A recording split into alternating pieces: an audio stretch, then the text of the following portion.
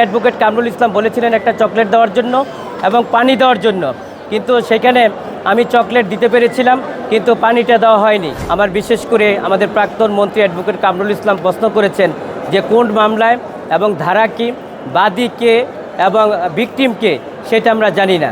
পরবর্তীতে আজকে যখন মন্ত্রী নিজেই প্রশ্ন করেছিলেন তখন বিজ্ঞ আদালতের মাধ্যমে আমরা জানতে পেরেছি যে হত্যা প্রচেষ্টা মামলা হয়েছে শাহবাগ থানায়। দেখেন, বিচার প্রক্রিয়া স্বচ্ছ থাকবে, দিনের মতন পরিষ্কার থাকতে হবে। আমরা রাষ্ট্রপক্ষ থাকবে, আমরা আসামি পক্ষ আইনি লড়াই করে যাব, কিন্তু সেখানে আমাদেরকে তথ্য উপাত্ত দেওয়া হচ্ছে না। সম্পূর্ণ অন্ধকার জগতে রেখে বিচার প্রক্রিয়ার দিকে এগিয়ে যাচ্ছে, যা সম্পূর্ণভাবে আইনের শাসনের পরিপন্থী, ন্যায় বিচারের পরিপন্থী। আমরা মনে করি, দেখেন, উনি অ্যাডভোকেট কামরুল ইসলাম, ওনার বয়স হচ্ছে ৭৮ বছর, উনি অসুস্থ এবং ডায়াবেটিসের রুগী। সেই জন্য ওনারা জানেন যে ডায়াবেটিসের রুগীর অনেক সমস্যা হলে আমাদের চকলেট দিতে হয়।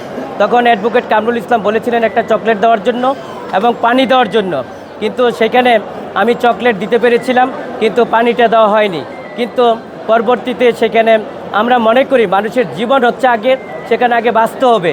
সেই কারণেই যে মানুষের জীবন রক্ষা করার জন্য সেই চকলেটটা বিশেষ করে আমরা দিতে পেরেছিলাম, কিন্তু পানিটার আমরা অনুমতি পাই নাই। কিন্তু আমরা মনে করি যে মানুষের জীবন হচ্ছে আগে, তারপরে হচ্ছে বিচার, এবং তারপরে বিচারের প্রক্রিয়াটা পরবর্তীতে আসবে। মানুষ যদি না বাঁচে এবং তাহলে কার বিচার করবেন, আমরা সেই বিজ্ঞ আদালতের দৃষ্টি আকর্ষণ করেছি। এবং উনি তো